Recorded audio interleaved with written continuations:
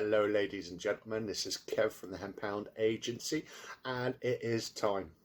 It is time to talk about the FSA's response to the public interest disclosure complaint that I launched literally one day less than a month, a year ago, if you know what I mean. 15/07/22. They were days, weren't they? But it's been a long journey, nearly a year. And the response, well, let's just say they poo-pooed everything. They decided that there was nothing in my complaint. However, I disagree. So, over the next few days, I shall be bringing you 8 videos that I will try and keep as short as possible. All right? They will focus on the following. Today's is products not available on or before the market 130220.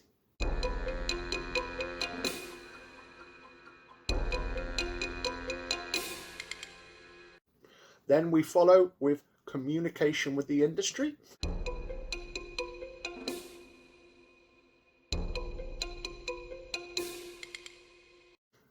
That's going to be a very interesting one. Followed by the 1 milligram rule.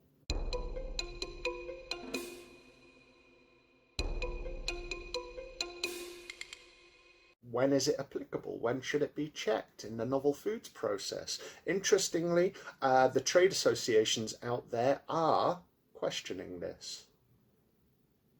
When I did last year, could have come talk to me. I might have a bit more information for their crusade. Or they could have endorsed my complaint when it was out there. Interesting. Yes, and then that's followed by response to actionable evidence.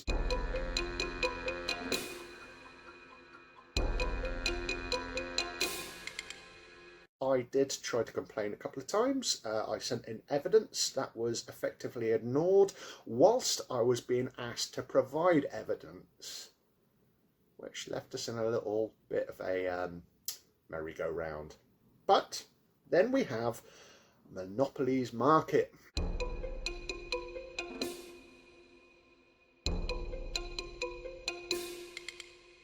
Which focuses on 16 lab reports and the FSA effectively residing over what is a cartel market. I mean, yes, it's called monopolies market. In law, I see it down as cartel market, but it's one of the same. Sounds nice, a monopoly market. It kind of rolls off the tongue, even though the kind of bits and pieces behind it don't really. Then there's food crimes.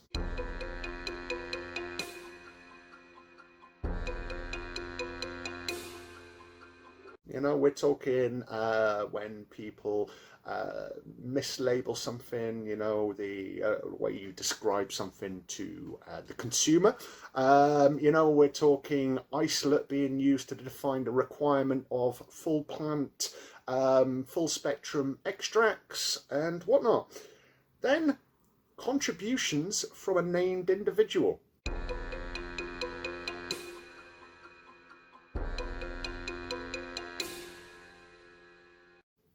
That named individual, of course, is the head of Novel Foods, Paul Tossell. Hi, Paul, if you're watching this. I will be trying to keep that as respectful as possible because at the end of the day, I recognise you're doing a job and you're probably being directed in a large part of it.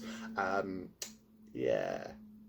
And we might even talk about your Deputy Director of Food Policy and that. And then we have the last one, which is basically the relationship that seems to exist between the ACI and the FSA.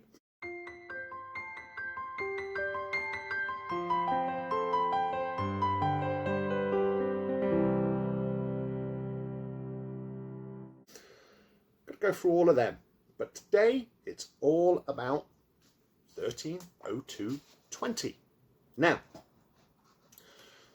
I said the next one is communications with the industry, but that's partially where we're going to start on this. And specifically, that is in regards to what definition we've been using for new to market product. The FSA in my complaint indicated exactly what guidance we're following on that. However, they have not provided it, to my knowledge, beforehand. Now, I invite anyone who's watching this, if you have any awareness towards where the FSA have quoted EU regulation 178-2002, please let me know.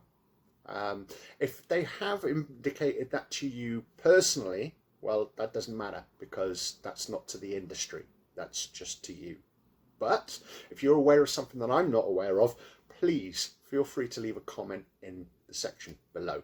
Right, so let's talk about that 178-2002. Let's read this off. Placing on the market means the holding of food or feed for the purpose of sale. Bear that in mind, that's the biggest part of that sentence. Including offering for sale or any other form of transfer, whether free of charge or not, and the sale, distribution and other forms of transfer themselves.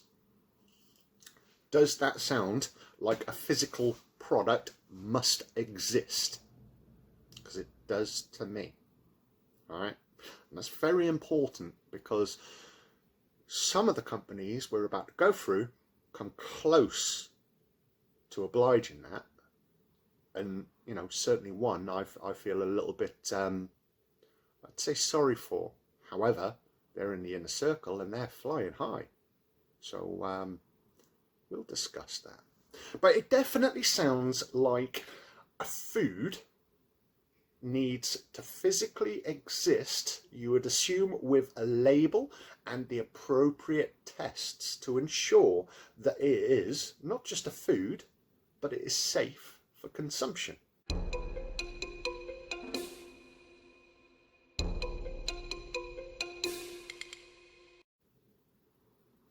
Now that's a bit of a problem, because from my understanding, the FSA is just accepting invoices, in some cases handwritten, but no actually truly available evidence that the product existed beyond that point. Lab reports, posts that show product launches, stuff like that. I feel that's very important, because at the end of the day, a piece of paper with a bit of scribble on there doesn't verify anything.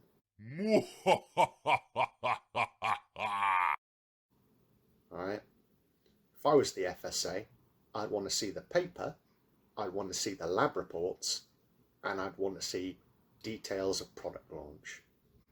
Unfortunately though, not all of them, but some of the companies in here don't seem to have product launch posts.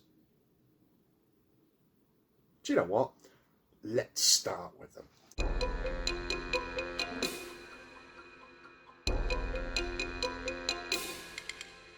So, in essence, the FSA has poo-pooed all of my complaints. Remember that 178-2002?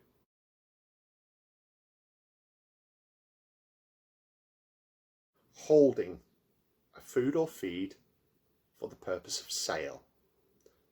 And it has to be when a food is recognised not just as a food, but for safe consumption. Okay, so let's start with Pureis.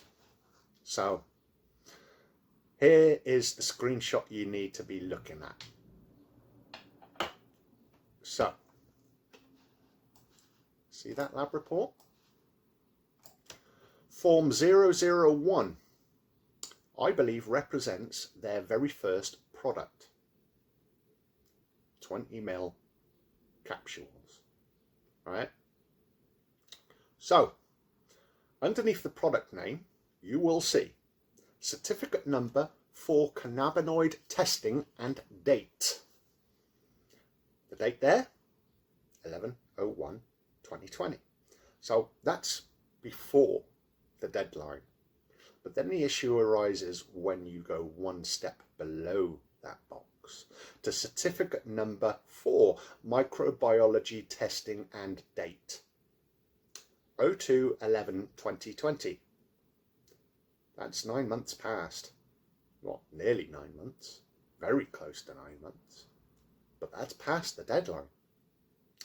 Now the problem further is compounded by the fact that Pureis are at best a pharmaceutically focused company, right?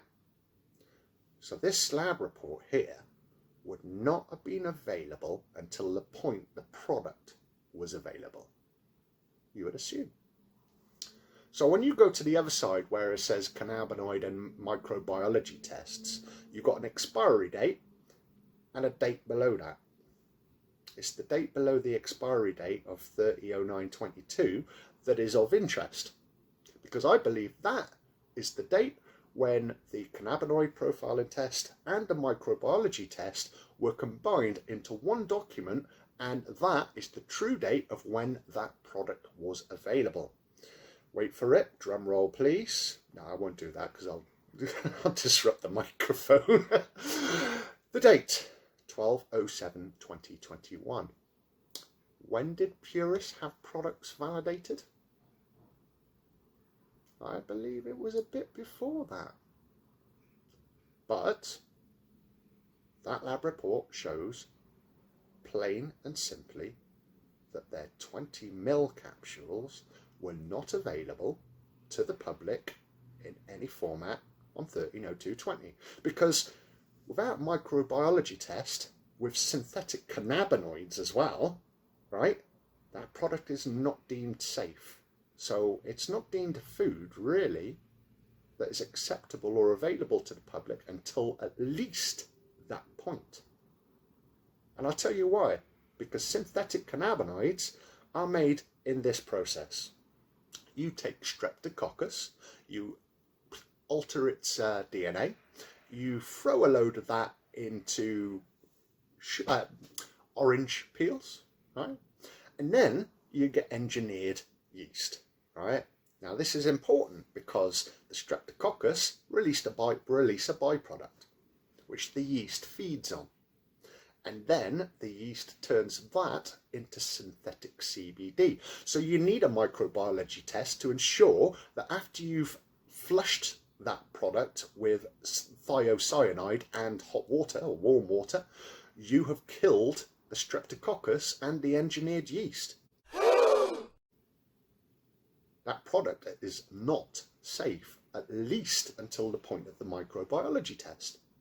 But then that doesn't matter because the product wasn't available until this lab report was available because of the way they operate, which basically means that their product was available after the FSA validated it. Of course, if anyone wants to kind of indicate if I've interpreted this document incorrectly, I would be massively appreciative. However, dates don't lie. And dates are on that document. So, has the FSA ignored that? Well, we'll come back to that.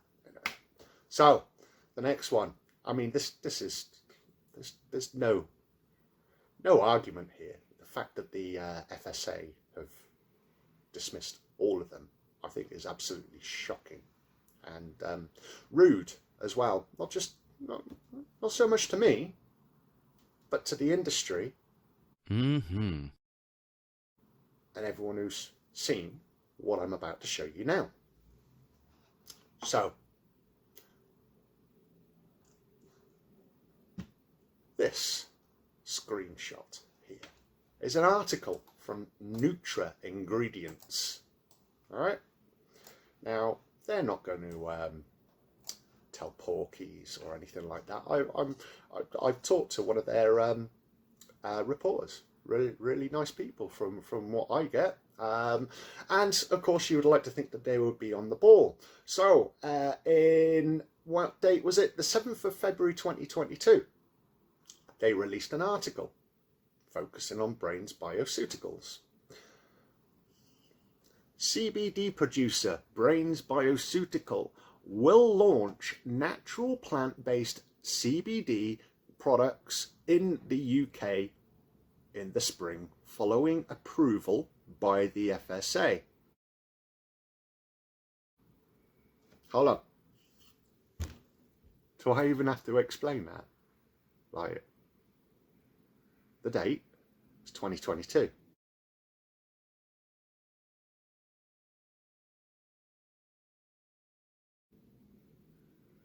They've just been validated there, and their products aren't available in the spring. Yeah, you can't get out of that one, surely. Release or launch their products 2022 after validation. Well, that's rude, and that's lying, and it's lying because they are on the public list as having products available to the public on 130220. They didn't. That proves it. But the FSA seemed to think that Brain's Bioceutical had products then. No, they didn't. So then we move on to Cannaray. Now, this is interesting because I mentioned that one company certainly might have tried to play the game properly, and that is Cannaray. Now, let's take aside for the fact that Companies House says that they were incorporated on the 25th of February 2020, which is 15 days after the novel food deadline for products of being available. Now, if they had something held, food or feed, held for sale or given away, which is what was the case here, they had a promotion running, they were giving away free products, all right? That's all good, except for this screenshot, which I believe shows quite clearly an issue on the very week which 130220 was announced, which, funny enough, was 130220. And, well, you can see someone is basically asking about their products there, to which Cannaray is stating that there's an issue that they're hoping to get sorted out soon. So they weren't holding products for sale then, because, I mean, if they were holding products, they couldn't have been finished. But then, if they weren't finished, then they weren't available. Or did they have products? Were they waiting for their supplier, who's also on this list? No, I don't think so. And they're probably the ones who have got the best shout for maybe being misplaced on this list. But then, you know, dates and questions. So, let's go to Health and Harmony.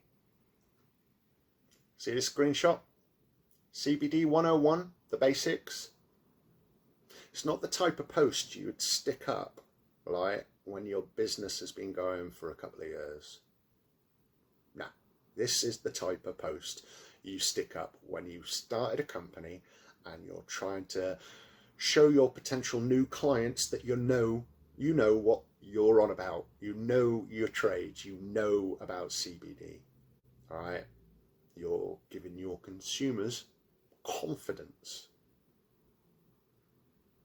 But then the date on this is very interesting because it's 11/08/21 and it is their first post. There's no posts before that. So were they available? Well, here's the interesting thing as well. It's a US company. So if they put that post out then, that might be when they're available in the US, but not in the UK. Right? You'd think they would target their domestic market before looking for foreign markets, you know. But I believe fully that indicates they did not have a product in the UK available on 13/02/20.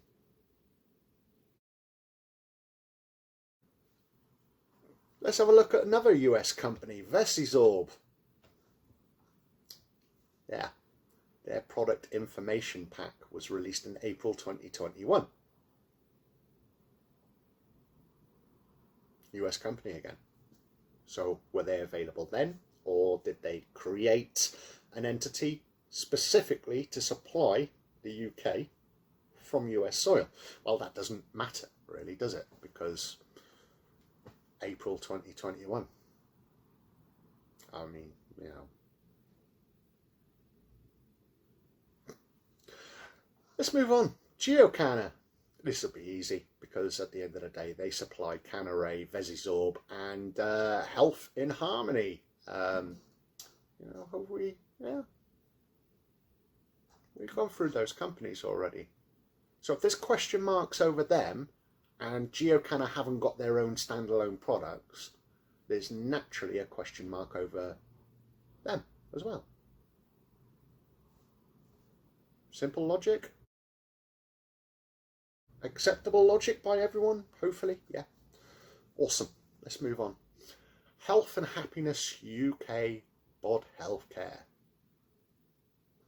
Wow. It wasn't Bod Healthcare originally. It was Bod Australia. And then there was a change in the novel catalogue.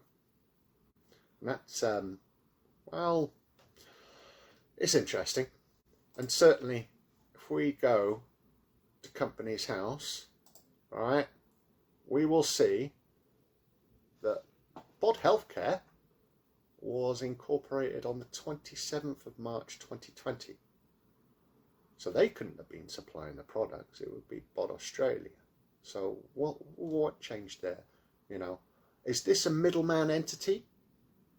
Because if it's a middleman entity that's down for supplying those products, well, it's not the person who was originally supplying products, if you know what I mean. And of course, that doesn't matter. I mean, with these guys, Health and Happiness UK, they seem to have an oil that was available at the right time. Although to be perfectly honest in themselves, yeah, their opening time's also interesting.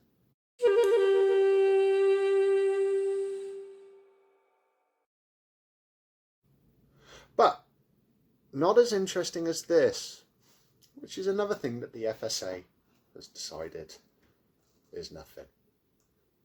Their capsules. They certainly weren't available on or before 13/02/20. And remember, honestly, if you cannot see a product launch post on social media, something's getting hidden, right? Because before all this novel foods, it was all about brand new product, we're doing stuff, woo! So when I look before this post, there's not a single peep about capsules. And then bam, just landed, presumably from Australia and not Bod Healthcare.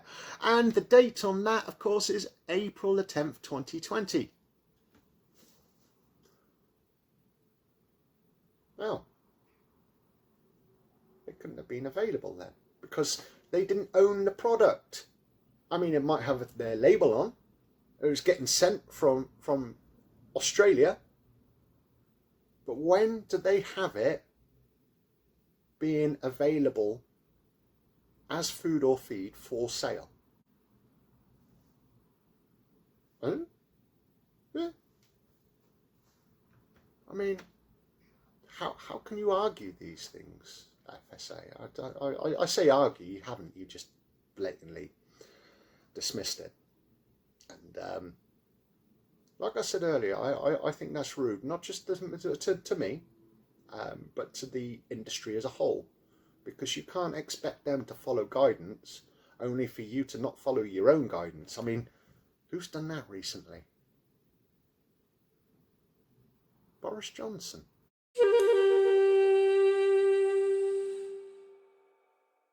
That's it. Yeah. And well, of course, let's put this in context, right?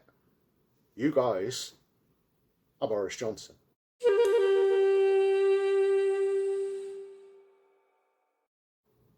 I'm Parliament, and the rest of the industry are the public. You've lied to me, but by extension, you've lied to the public or the industry, which I think is worse. You know, with Boris Johnson, like, you know, lying to Parliament. He lied to the public. He should be held accountable. Him, shall we say, quitting. That's him saving his own neck. And maybe that's what the FSA is doing, because, you know, they don't want to name commercial sensitivities. Equally, I can't be wrong about every single one of these products.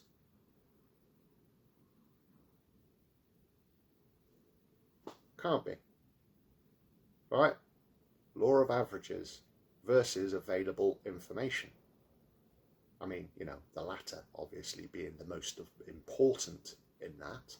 And when you find information and provide it to the FSA, as I have done, right, valid information that has been poo-pooed, well, you're not just lying to me, you're lying to the industry, and you're not just lying to them, you're lying to the public, because you've got these companies on the public list telling them that they were safe products and available to the public on or before 130220. And on or before 130220 means holding food or feed for the purpose of sale. Some of these blatantly did not have that. Certainly not the products highlighted. Now, 4MP.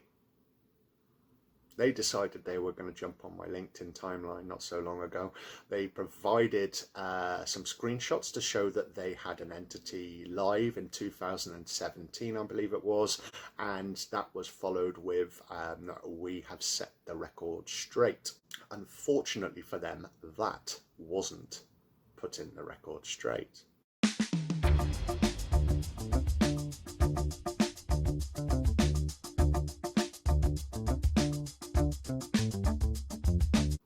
Any company that's incorporated, right, or started anywhere near that deadline, you've got to suspect that they knew something. Maybe they've got connections to MPs, civil servants, or whatever.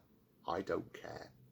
But if you close your company down and then you relaunch it 1 month before the novel food deadline, well, that's very sus, isn't it? So yeah, they did have products before, and you'll see a lot of those legitimate products on the public list. However, there's some that aren't, and they happen to be validated before the older product line. So what's up with that? CBDX.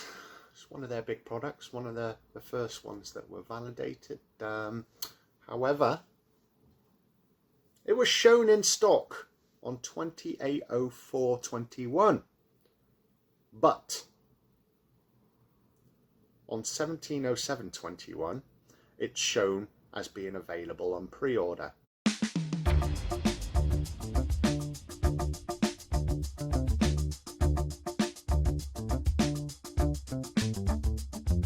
And then before that, there's not a single post that focuses on CBDX. And like I said, you've got to look out for product launch posts. If they're not there, there's a reason why they're not there, right? This one's interesting now, because every single post on LinkedIn, all right, that relates to a product that is going through novel foods has been edited. Interesting now.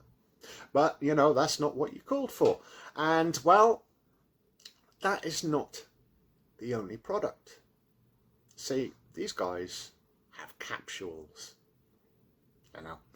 And yes, they are, again, not a product that was available on or before 13/02/20, because on 26/08/20, they were first published with hashtag new product development. Okay. That's 6 months after the deadline. But if you have a little look at this picture here, does that look like a finished product to you?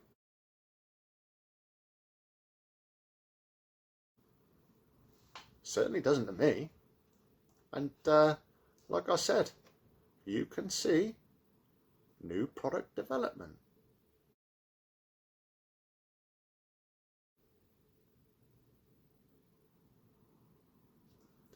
Shocking, because the FSA investigated all the products that I've just gone through, and apparently they've been given reassurance of sorts that I'm wrong.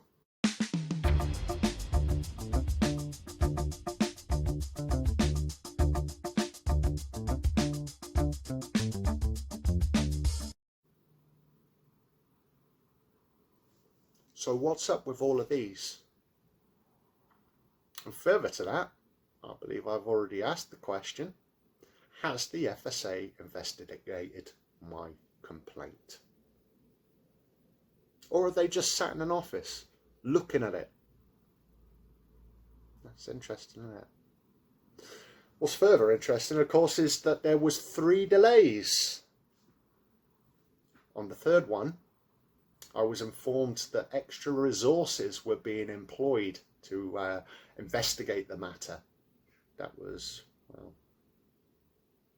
after a fair few months of the investigation going through. And you'd think a complaint of this magnitude, right, would have all necessary resource thrown at it from day one. Not like, oh, we'll delay. Oh, it's okay, Kev.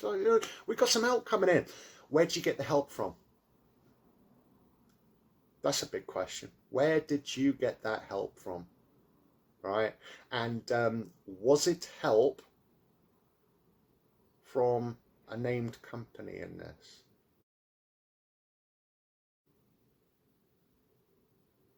I mean, did you contact all of these companies and they took their time sending a reply back or something?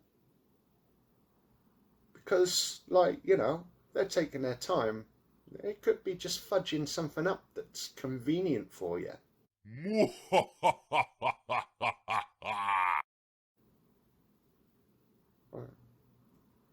know, in fact, I do remember seeing something from the FSA saying that they were struggling to get in contact with certain companies. Maybe they were indicating that it was these, and they were waiting for them to prove that their products were indeed available on or before 13/02/20. So we have a problem. And I say we, because, yeah, it's my complaint. This is industry stuff. And this complaint came about after I was listening to the industry, right? The concerns that were going about, as well as witnessing the slow drag effect on CBD products, companies folding, you know, companies shifting their focus because there's nothing there anymore, because there's that stranglehold.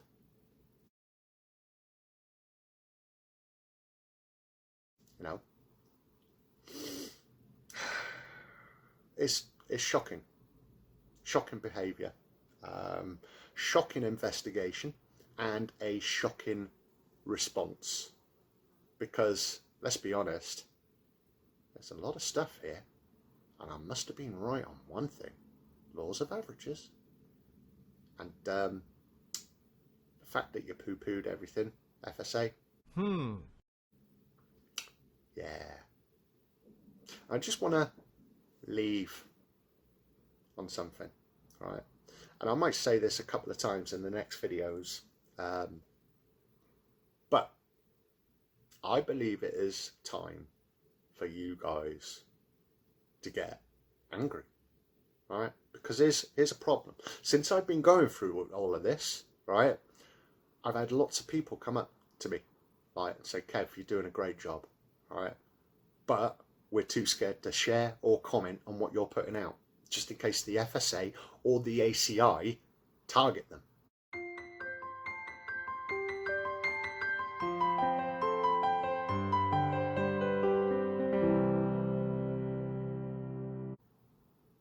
Yeah. How bad is that? Because as far as I'm concerned, if you're operating in an industry that you're too scared to lay your opinion out on, all right, what you're doing in that industry. Because if there's stuff going on that leaves you too scared to say this ain't right, where are you going to end?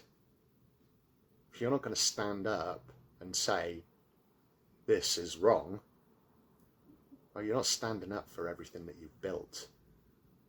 Your business, this industry, the happy consumers who've found worth in your products, the journey that you've had to get where you are, because there's not a single person in this industry who has not got an interesting story, something that twigged in them, something that made them think, CBD, this stuff works, it helps loads of people, right? You know, why are you not fighting for that?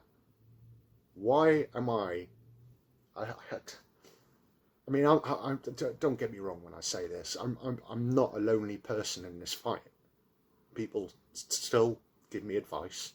People still, you know, give me the gusto. You know, keep on it, Kev, like, because something is not right. But I can only do as much as I can as one person, right? At some point, the responsibility lies on you guys.